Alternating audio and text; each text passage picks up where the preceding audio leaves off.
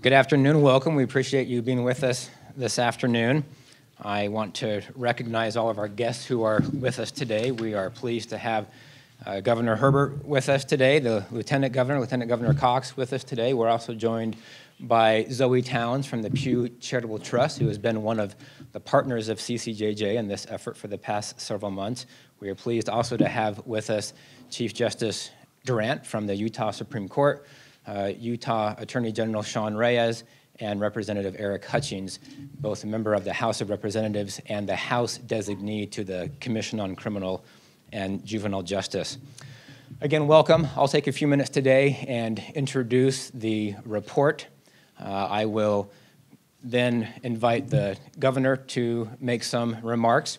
After the governor, we will be able to hear from Representative Hutchings, from Chief Justice Durant, and then from General Reyes. At the conclusion of General Reyes' remarks, we will have some time for questions. Earlier today, the Commission on Criminal and Juvenile Justice unanimously adopted a justice reinvestment report that includes 18 recommendations that will improve our criminal justice system here in Utah. This process actually began in January when Governor Herbert, in his State of the State address, called for a comprehensive review of criminal justice policies and asked that we find a way to ensure that the prison doors are truly one way. They are exit only, and they are not just a revolving door.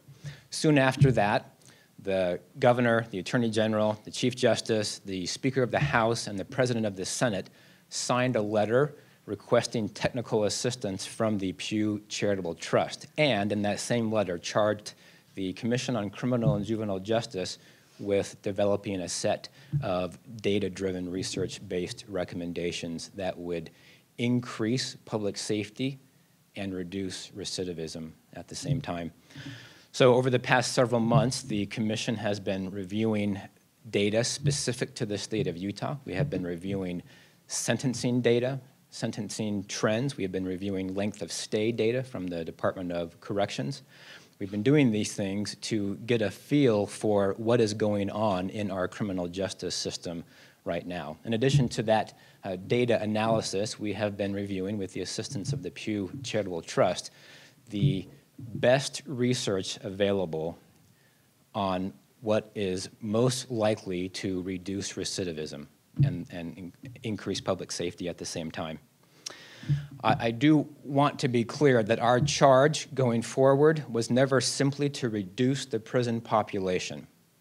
It was to increase public safety and reduce recidivism, to give judges the tools that they need to sentence appropriately, to strengthen our overall system. As you'll see when you look at the report, one of the byproducts of that is that we do expect to avert much of the anticipated prison growth over the next 20 years. Current projections indicate that our prison population will grow by over 2,700 inmates in the next 20 years. The recommendations contained in the report adopted today by CCJJ would avert 98% of that growth.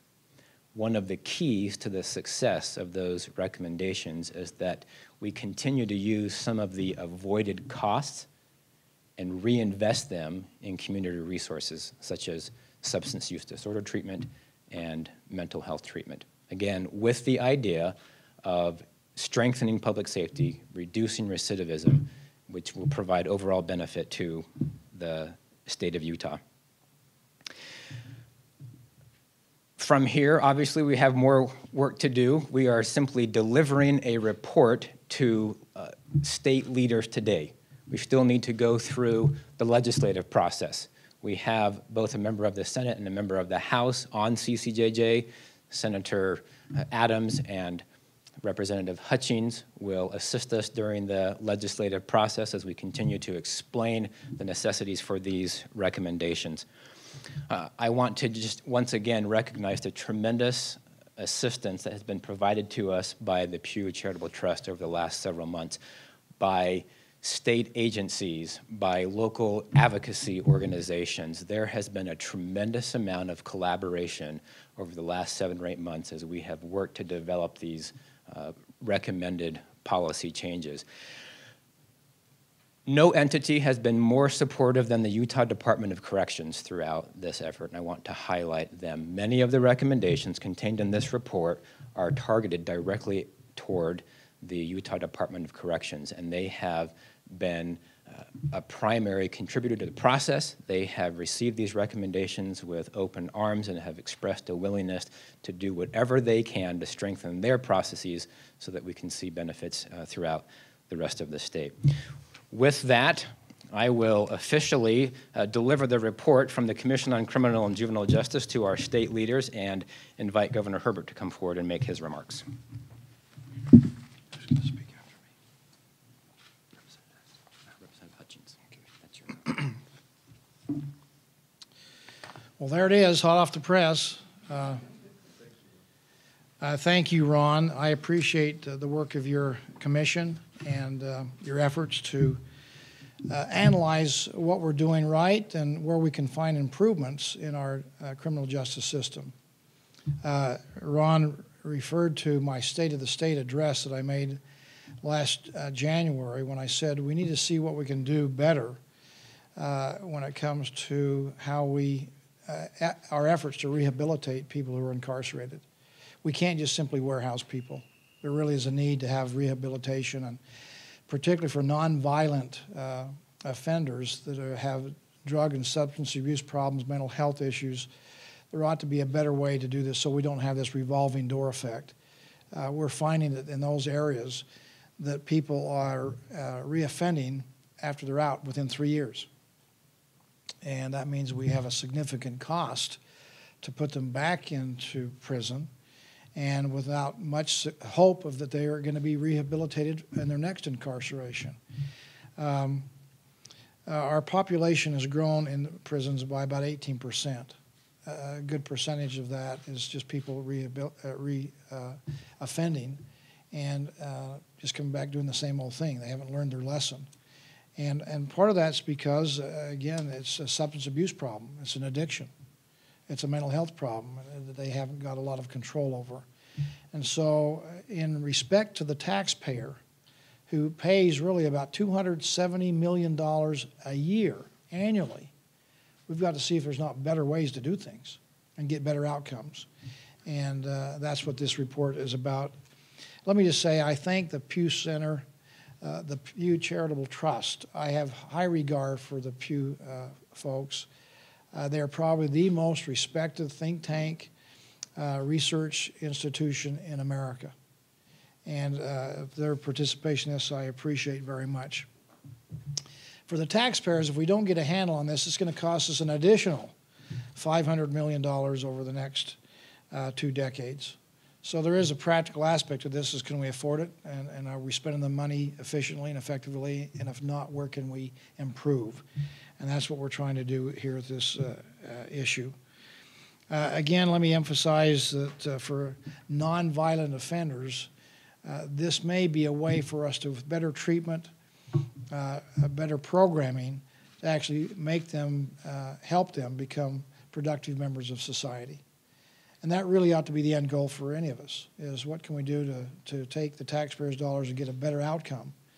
And it really is about outcomes, and we're not doing so good right now. I think we can do better, and so hence the request for this analysis.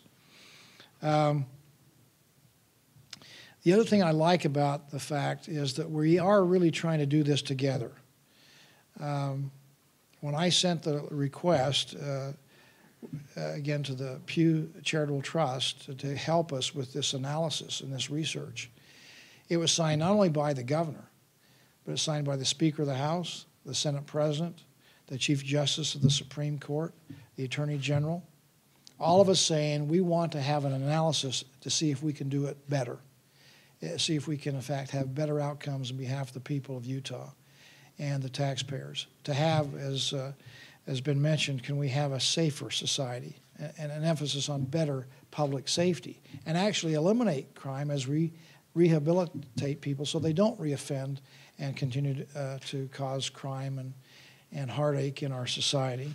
So the fact that we're coming together, I think, is an important aspect of this issue. I'm going to turn some time to Representative Eric Hutchings here to speak. Senator Stuart Adams, who's also on the commission representing the Senate, is not able to attend with us today, but they will be the sponsor of the bill and introduce whatever legislation they see necessary to, in fact, make some changes and modifications to our current criminal justice system. Will hopefully help us get better outcomes. And you'll see this debate over the next coming months. A lot of you are here that you have an interest, and our stakeholders, we welcome your input, your concerns, your criticisms, your support, and whatever aspects you feel is necessary. I expect that we will have a healthy discussion and debate in the legislature upcoming, and it will come together in a solution that we can all feel good about as far as respecting the taxpayers' dollars, protecting public safety, and getting better outcomes for those people who need some help and some treatment, particularly substance and drug abuse and mental health cases. So with that, let me turn some time over to Representative Hutchings, and he can talk about his perspective. Eric? Thank you. First of all, I need to thank the governor for his leadership in this process. I have been in the legislature now for over a decade. I have been on the committee that is over corrections and this whole process from the budget side. For the entire time I've been in the legislature, I've chaired that committee for the last 6 years, and nobody really wants to talk about corrections and inmates. It's not anybody's favorite subject, and until the governor brought it to the forefront and made it a priority, because to his point, there is a huge amount of the taxpayers' dollars being spent. And while we are, in fact, one of the best states in the nation, Utah is, in fact, doing an excellent job already comparatively, and we have an excellent team there with corrections, and they do a really good job of that, and I believe we have absolutely the right team moving forward. But as you look at what we're doing, there really is a smarter, better way. And I want to be very careful about how we discuss this. As we move into the next phase of this process, where we're going into the legislative process of actually implementing all of these recommendations, there's going to be a lot of discussion about some of the recommendations we're going to do, and I want to make it very clear. We are not in any way going soft on crime. We are going smart on crime. And I want to compliment all of those that have been part of this discussion, because it hasn't been about the budget. It's not about saving dollars necessarily. It's about providing an absolutely best case scenario for protecting the citizens of this state. We want safe communities. We want children protected. We want bad people locked up. I do think it's unique to note that through this process, we may end up clearing out a few prison beds. So if there's anybody out there that really does want to take on a life of crime, we are going to have lots of room for you, and more than happy to lock you up for a long, long time if that's the life that you choose that you want to go down. But our intention is to absolutely make the safest community possible. And I believe that because of the expertise that we have and the support that we have, you are going to see what is potentially the greatest reform effort in the state of Utah, if not in the nation itself. And I'm hoping that as we have a discussion about what to do at the prison on one hand and the benefits that that may bring, that on the other hand, we also provide the citizens of Utah the absolute best process for keeping their communities safe and protecting victims. And I applaud everybody who's worked on this, but most importantly, the governor and his people for bringing the attention to this topic and giving us the momentum to be able to do something meaningful with it. And thank you for the opportunity to join you today in accepting this report.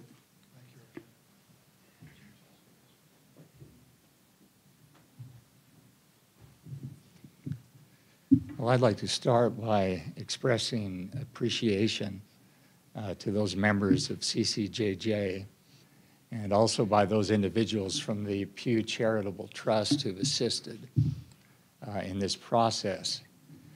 I've had a chance to read a draft of this report, which I understand was accepted in full this morning by the Commission.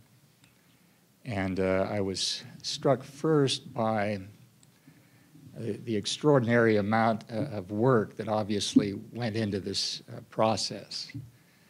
And second, by the thoughtful and disciplined way that the members of the commission clearly went about this task. They've tackled some very difficult, some very perplexing problems, and they've done it in an evidence-based way. They've, in my view, clearly been unafraid to go where the data has taken them. And it's taken them, I think, to a re-examination of some long-held and basic assumptions that we've had about our criminal justice system. We all want, first and foremost, a criminal justice system that provides justice, that is fair. But beyond that, we want it to be smart, as Representative Hutchins indicated. We want it to hold those who engage in criminal conduct accountable, while at the same time providing them with the resources they need to successfully re-enter society. Once they re-enter, we want them to stay re-entered. We want them to become contributing members of society. And when we do that with a former offender, everyone wins and public safety is enhanced. Now, obviously the recommendations that have been made are multifaceted, but if I may focus on the emphasis that the Commission has placed on additional treatment resources. Since becoming a judge, I'm continually amazed at the prominent role that drug and alcohol abuse plays in crime. I think that maybe, and this is not an exact figure, but I've heard, and this is consistent with my experience, that as much as 80% of our criminal defendants have some underlying substance abuse problem. This profoundly affects our criminal justice system. Now, we have had some real success in the courts with our drug courts. But regrettably, we have to turn away a high percentage, maybe as much as 50% of those criminal defendants who are eligible and who would benefit from our drug courts because we don't have the treatment resources. And unless we can provide an individual with treatment in connection with drug court, there's really no point to the drug court process. So I'm especially encouraged. I'm encouraged by this report as a whole, but especially with the emphasis on treatment. As the governor has indicated, we want the prison doors to be exit only. And I think the recommendations from the commission hold great promise. I think this is an invaluable and a rare opportunity to effect a real change in our criminal justice system. So once again, all of those who have participated, all of those who will be participating in this ongoing process, I thank you.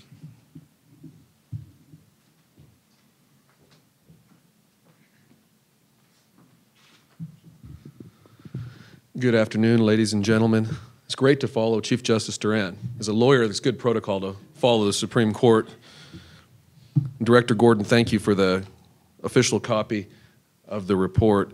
I'm looking forward to reading it in its entirety. Had the pleasure of reviewing a draft before, and also would like to add my thanks and congratulations first to the governor for leading this effort.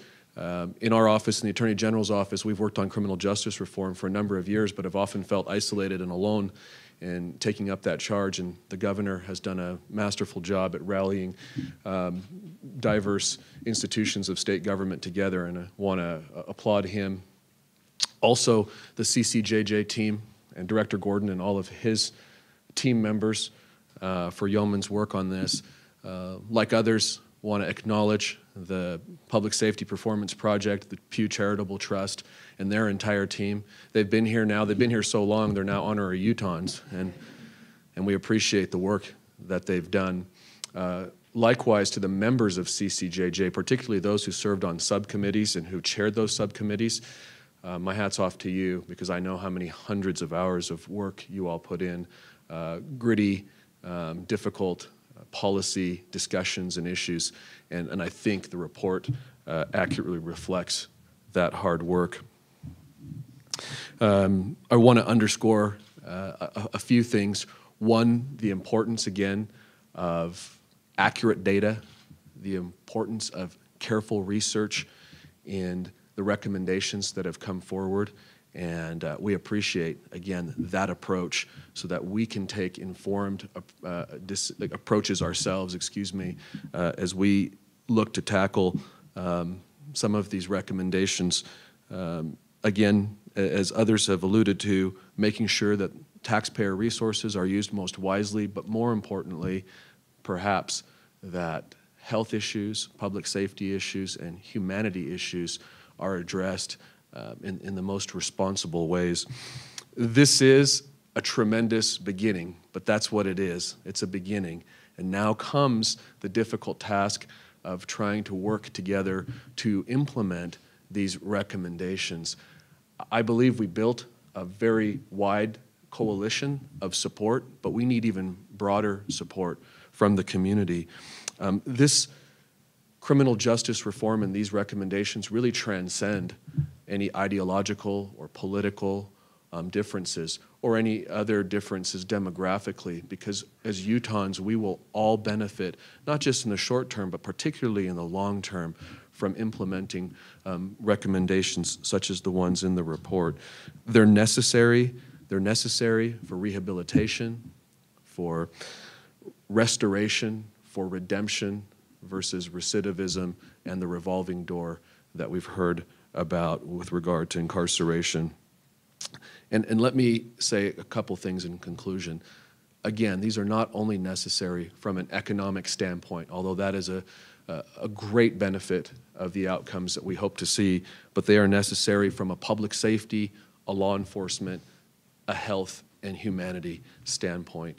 And like Representative Hutchings said, let's be extremely clear about this.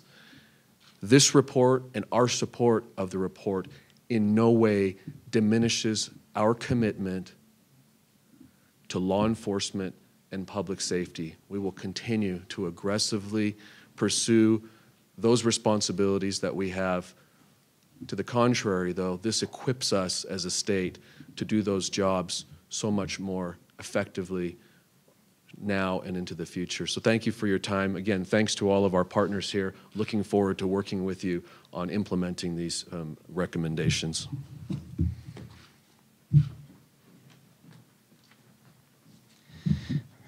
Thank you. We do have time for some questions. Governor Herbert has just a couple of minutes, and we'll need to leave to get to another event. Some of our other state leaders have indicated they can stay for a few more minutes after that, so we're open for questions.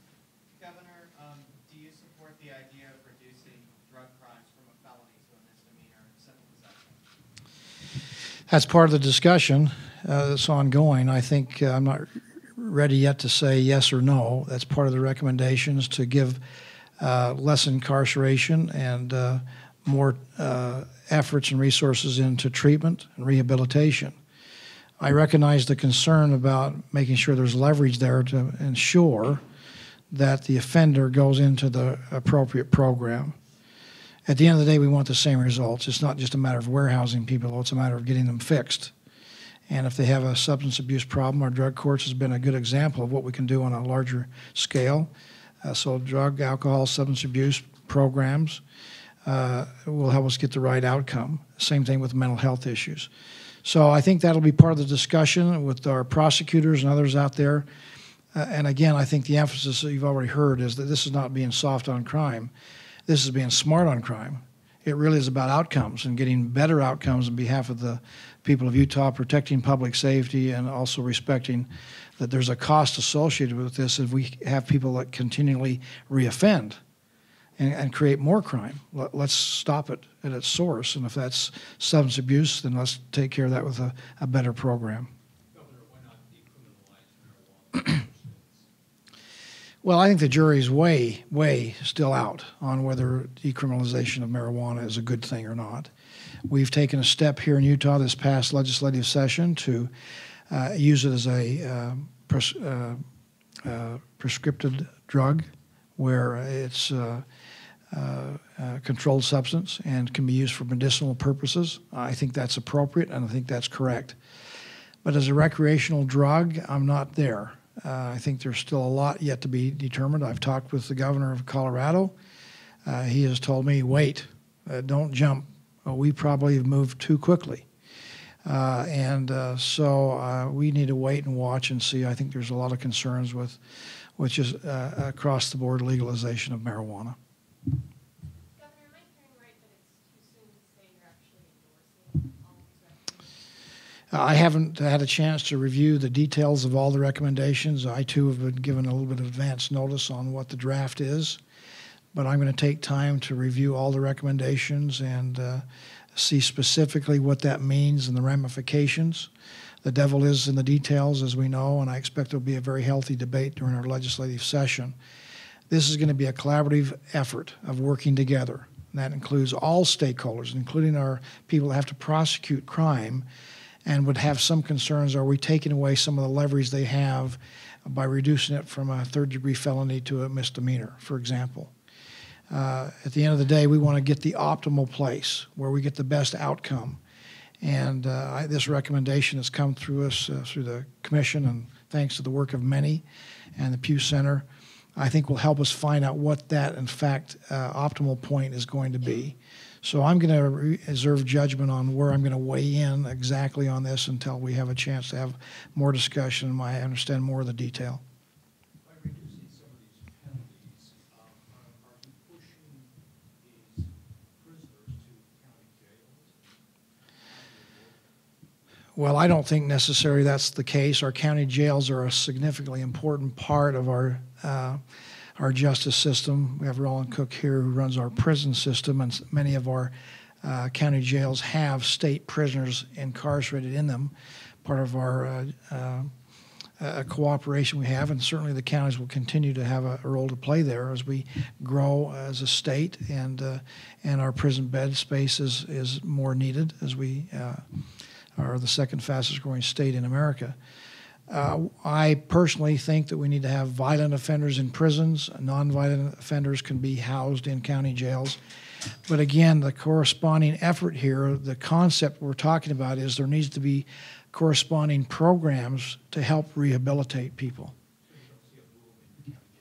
I don't see any boom. I think it will be kind of steady as she goes, like we're doing currently. I don't know that there's going to be a great deal of change as far as the proportion that takes place. You know, it is yet to be tested and tried, so it's pure speculation on my part whether we would have an increase in county population or not. But again, if we can in fact get to the root cause, when Chief Justice Durant says 80% of the crime that's created out there in the marketplace is somehow drug and alcohol substance abuse related, that tells us that we need to address that as where our focus of our attention needs to go. So if we can, eliminate the recidivism, lower the recidivism rate, we will lower crime, and we will in fact free up bed space, particularly for violent offenders that need to be incarcerated. And I think it's really win-win for everybody, including the taxpayers.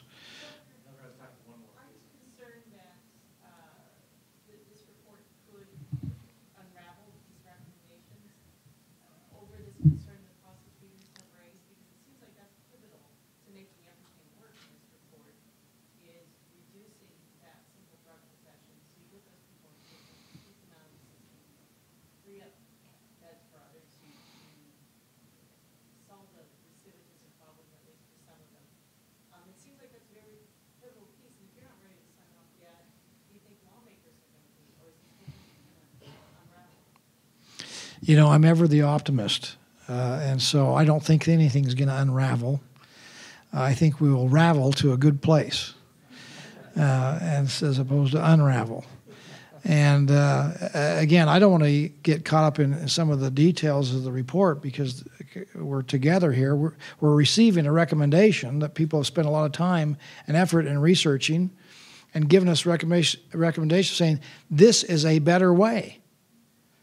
So we need to digest it and understand it. And I recognize this is really going to be debated in the legislature. And so we need to give them an opportunity to weigh in and discuss the pros and the cons and see what the optimal point is. I have no objections, out of hand of taking a look at reducing third-degree felonies to misdemeanors, but I want to have an opportunity to discuss the pros and the cons with people who have a different point of view before I weigh in. I found it a good policy to understand all sides of an issue before you make a determination. I like what I hear. I think we're on the right road, going in the right direction, and we're doing it in a united way. That's important. And so I expect that this will, in fact, culminate with good legislation being passed in this upcoming legislative session, which will, in fact, give us a better outcome, reduce recidivism, and reduce crime, and protect public safety.